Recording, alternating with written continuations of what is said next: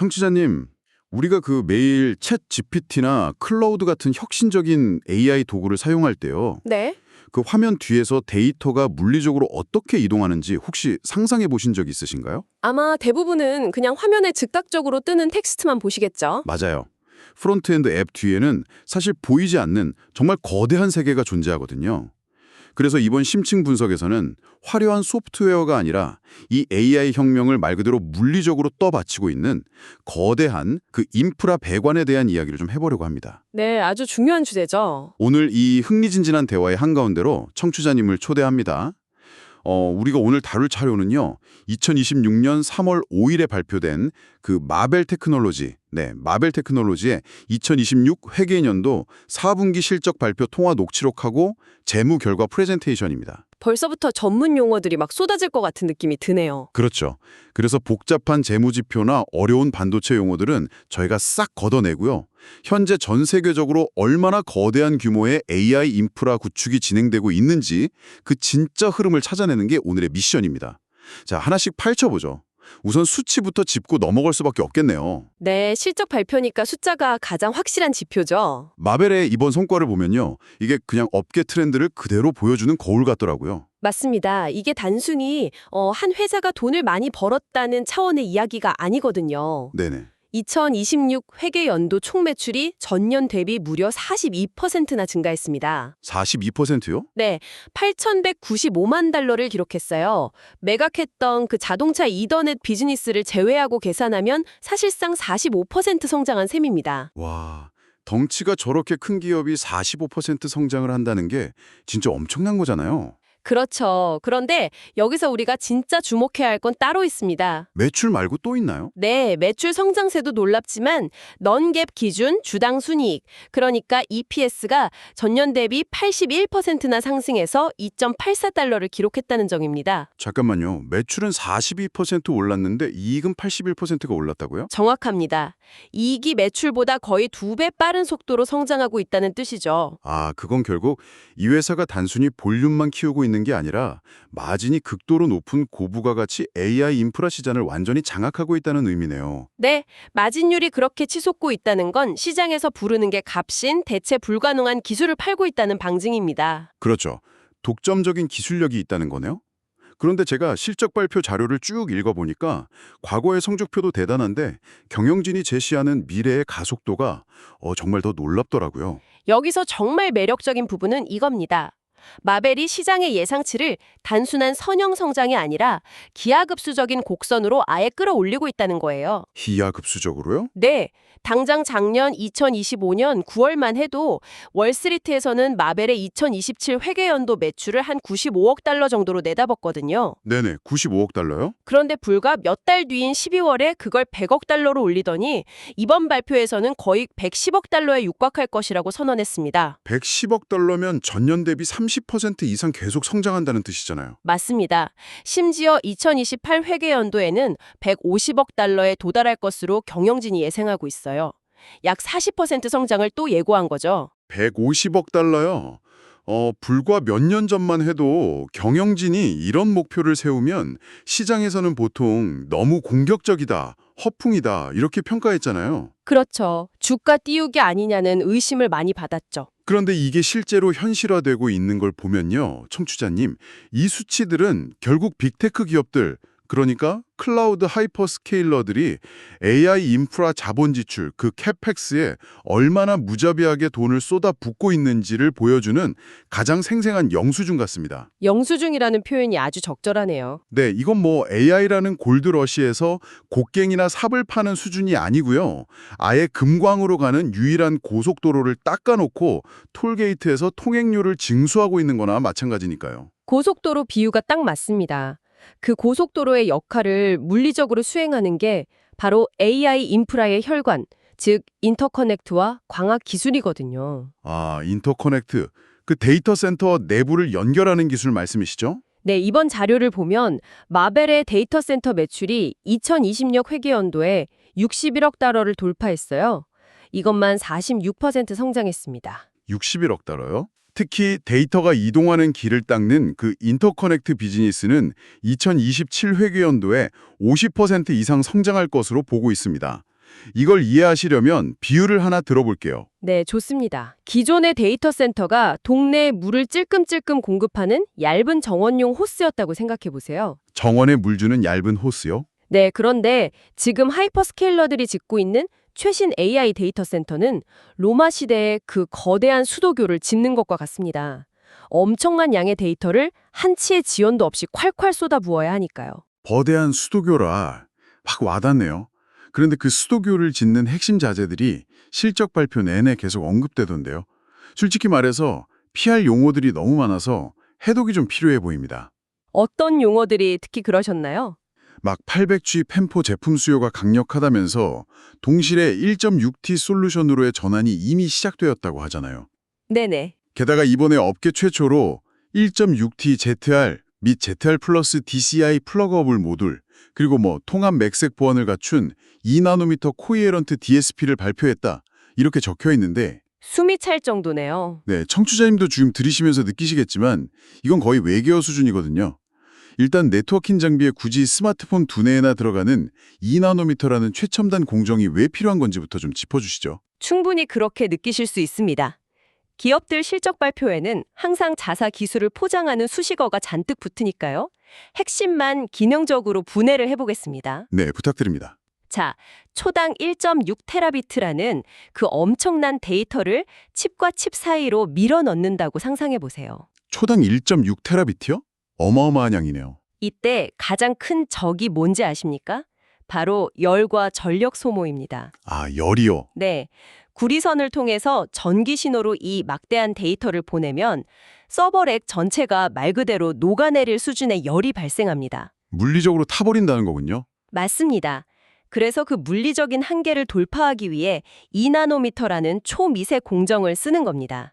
이건 단순히 연산 속도를 높이려는 게 아니에요. 그럼요. 전력 효율을 극한으로 끌어올려서 장비가 불타지 않게 만드는 생존의 문제인 거죠. 아, 그러니까 더 빨리 달리기 위해서가 아니라 안 타 죽으려고 2나노미터를 쓴다는 거네요. 네, 열쇠는 전력 효율입니다. 그렇군요. 그럼 그 옆에 붙어있던 코이어런트 DSP나 MACSC 보안 같은 건 대체 어떤 역할을 하는 건가요?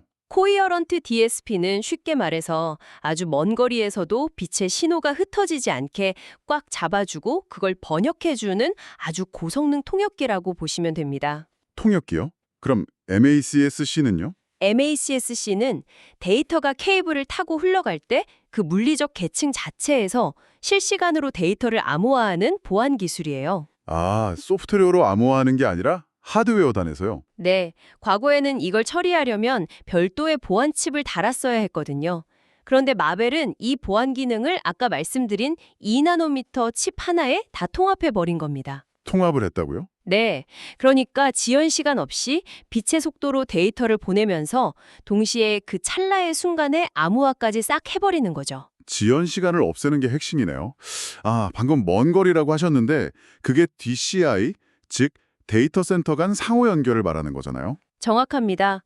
데이터 센터 인터커넥트의 약자죠. 하이퍼스케일러들이 이제는 데이터 센터 건물 하나로는 그 거대한 AI 연산을 감당할 수가 없으니까 수십 킬로미터 떨어져 있는 데이터 센터들을 서로 묶어서 마치 하나의 거대한 슈퍼컴퓨터처럼 작동하게 만들고 있는 거군요.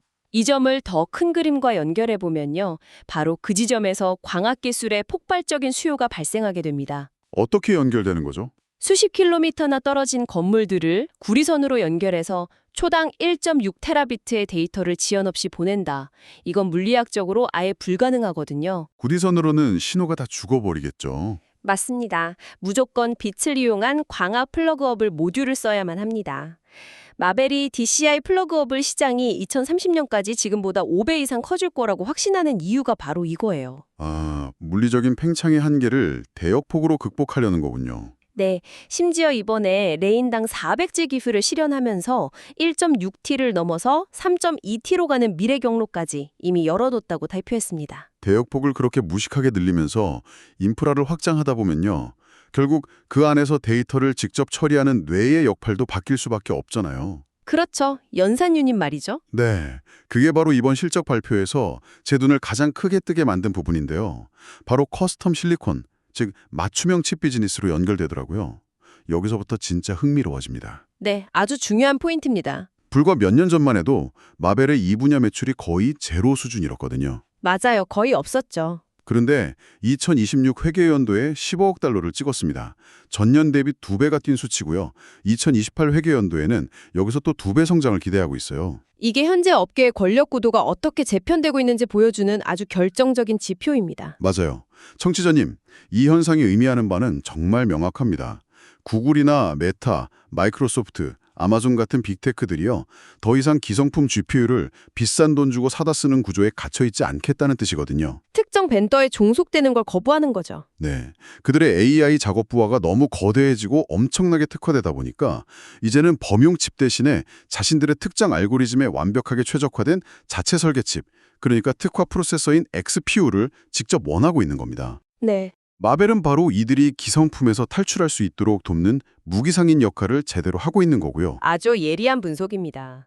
하이퍼스케일러들은 엔비디아 같은 특정 벤더에 종속되는 것을 극도로 경계하고 있거든요. 뭐 가격도 너무 비싸고요. 그래서 자체 XPU를 설계하는데 아무리 빅테크라도 칩 설계부터 패키징, 양산까지 100% 혼자 다 할 수는 없어요.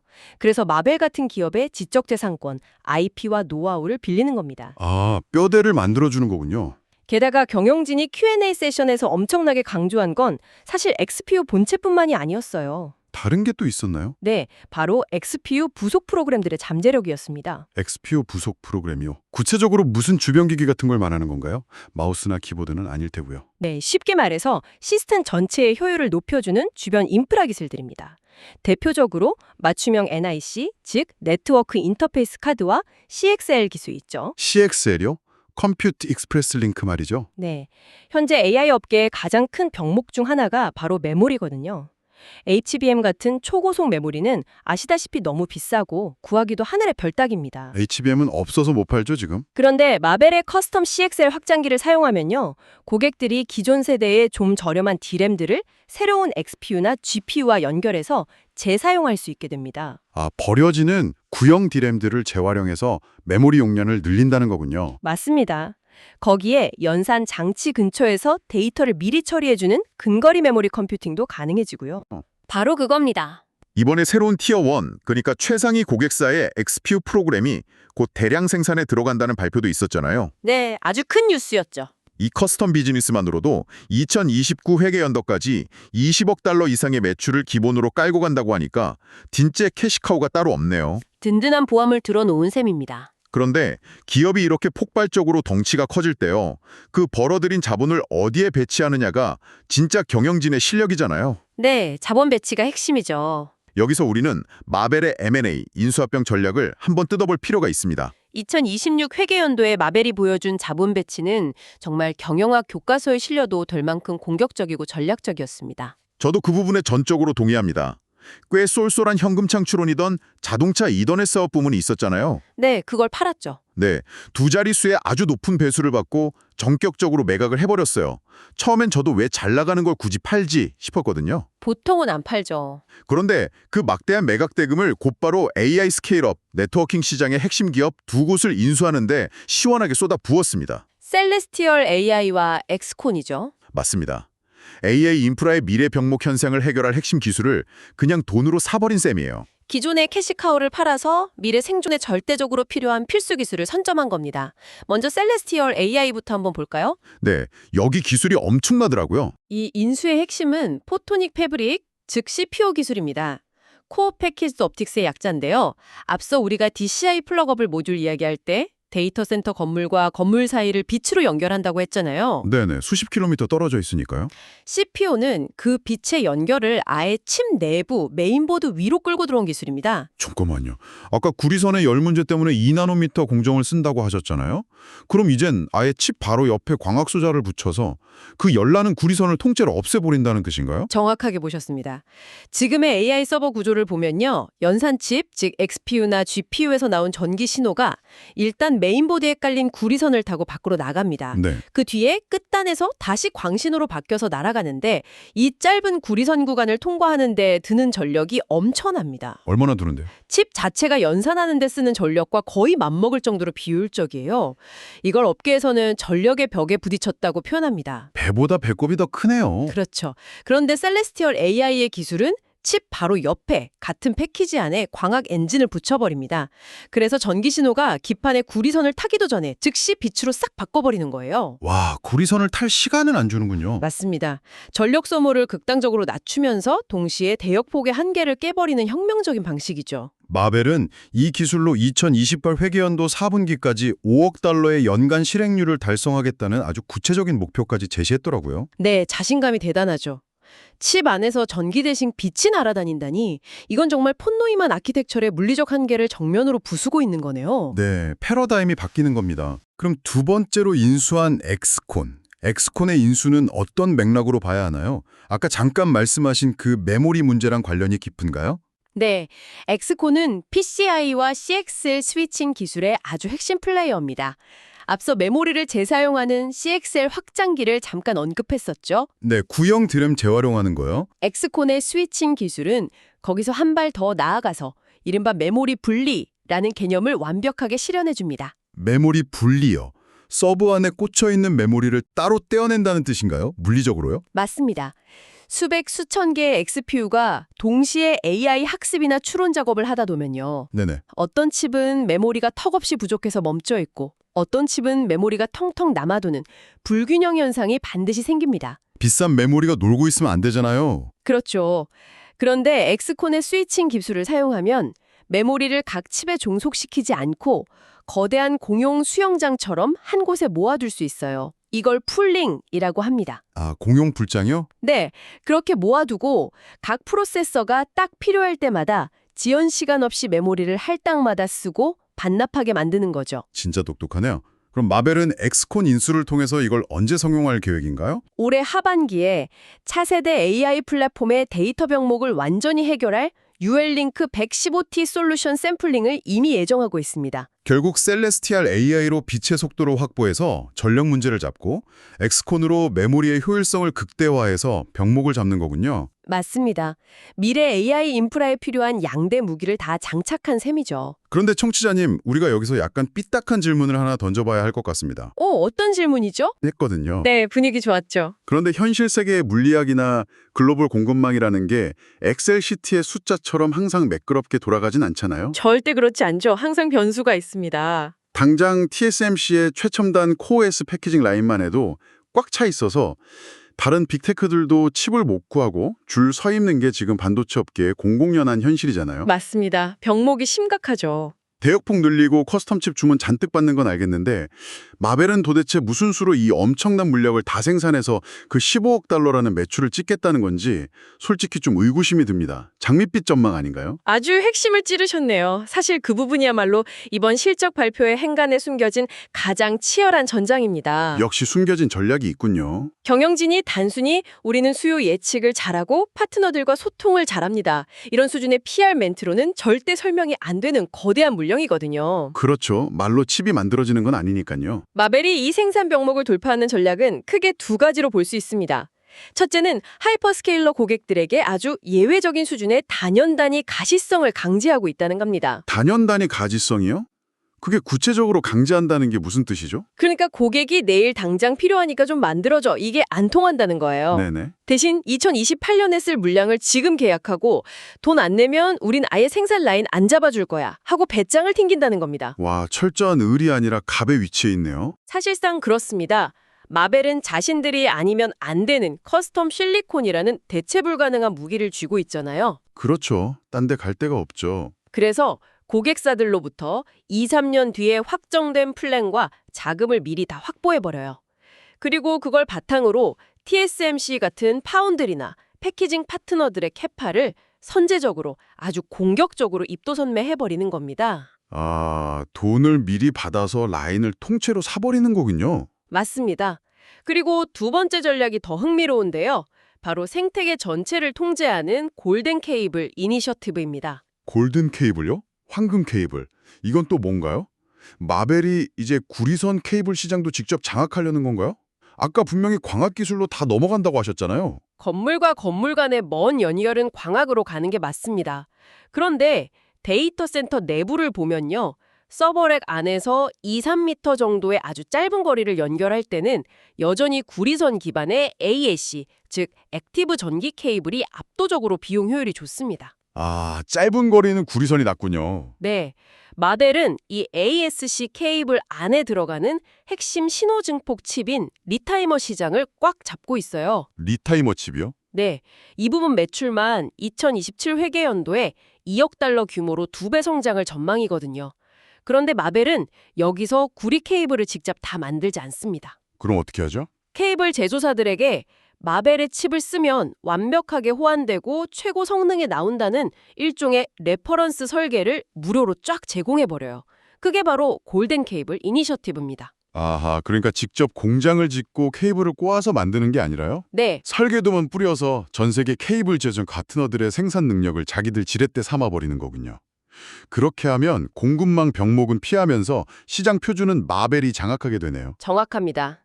핵심 두뇌, 그러니까 칩과 레퍼런스만 딱 통제하고 무거운 생산의 병목은 생태계 파트너들에게 분산시켜버리는 아주 영악하고 훌륭한 전략이죠. 진짜 독특하네요.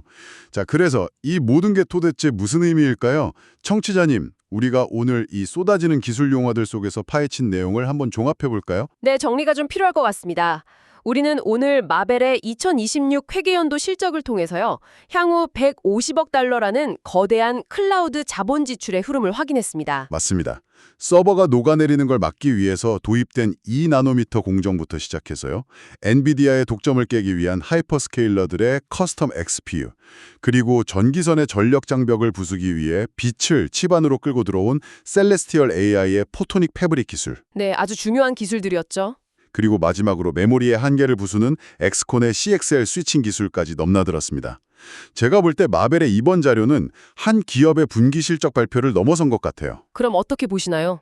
인류 역사상 가장 거대하고 복잡하게 얽혀있는 AI 인프라 구축 프로젝트, 그 물리적인 청사진 그 자체였다고 봅니다. 완벽한 요약입니다.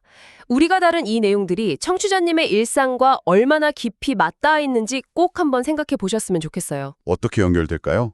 청취자님이 스마트폰으로 AI에게 복잡한 코딩을 짜달라고 하거나 실시간으로 아주 멋진 이미지를 생성해낼 때요, 그 속도가 예전보다 훨씬 빠르고 아주 자연스럽게 느껴지신다면 그건 결코 소프트웨어가 부리는 마법이 아닙니다. 마법이 아니다. 물리적인 현실이다. 네, 지금 이 순간에도 지구 어딘가의 거대한 데이터 센터에서는 무거운 구리선이 빛을 뿜어내는 광학 모듈로 교체되고 있고요. 수만 개의 칩이 마치 하나의 유기체처럼 묶여서 지연 없이 메모리를 공유할 수 있도록 수많은 엔지니어들이 물리적 인프라의 한계치와 싸우며 조립해낸 땀의 결과물인 것이죠. 맞습니다. 우리가 프롬프트 창에 질문을 쓰고 엔터키를 딱 누르는 그 1초도 안 되는 찰나의 순간에요. 방금 우리가 이야기한 초당 1.6테라비트의 대역폭과 2나노미터의 코어런트 DSP가 빛의 속도로 일하고 있다는 사실을 생각하면 기술의 발전이 새삼 경이롭게 느껴집니다. 정말 경이롭죠. 대역폭은 매세대 2배씩 뛰고 있고 기업들은 천문학적인 자본을 갈아 넣으면서 속도전을 펼치고 있으니까요. 이는 아주 중요한 질문을 우리에게 던지게 하죠. 어떤 질문이죠? 현재 업계는 800G에서 1.6T로 그리고 3.2T로 매세대 칩의 대역폭을 2배씩 쥐어짜내면서 사실상 물리학의 멱살을 잡고 끌고 가고 있거든요. 구리선의 한계를 빛으로 극복하는 CPU 기술까지 동원하면서요. 물리학의 한계에 도전하고 있죠. 하지만 빛의 속도 역시 유한합니다. 그리고 칩의 원자 단위에서 발생하는 양자 역학적 간섭이라는 절대적인 물리학의 벽이 분명히 존재하거든요. 아무리 미세해져도 원자보다 작아질 수는 없으니까요. 그렇다면 마벨이 제시한 이 눈부신 기술 로드맵이 궁극적인 물리학의 한계에 딱 부딪히는 그 순간이 오면 과연 어떻게 될까요? 글쎄요, 상상이 잘 안 가네요. 인류는 지금의 이 거대한 콘크리트 데이터 센터 건물과 실리콘 칩이라는 아키텍처 자체를 완전히 폐기해야 할지도 모릅니다. 양자 얽힘을 이용한 지연 없는 통신망이나 전력과 냉각의 제약이 전혀 없는 우주궤도상의 위성 데이터 센터처럼 컴퓨팅의 물리법칙 자체를 아예 다시 써야만 하는 날이 오지 않을까요? 청취자님은 어떻게 생각하십니까? 와, 우주궤도 위에 데이터 센터라니요. 온도를 낮추려고 2나노미터를 쓴다고 열을 올렸는데 아예 영하 270도의 우주로 서버를 올려버린다는 발상이네요. 네, 냉각비는 영원이 되겠죠. 오늘의 심층 분석을 마무리하기에 이보다 더 자극적이고 상상력을 자극하는 생각거리는 없을 것 같습니다. 청취자님, 오늘 우리가 함께 파헤친 이 거대한 AI 인프라 배관 수리공들의 이야기가 당신에게도 지적인 아하 모멘트가 되었기를 바랍니다. 즐거운 시간이었습니다. 끝없는 호기심으로 이 깊은 논의에 함께해 주셔서 감사합니다. 다음 시간에도 세상을 은밀하게, 그러나 가장 강력하게 움직이고 있는 흥미로운 소스들을 가지고 돌아오겠습니다.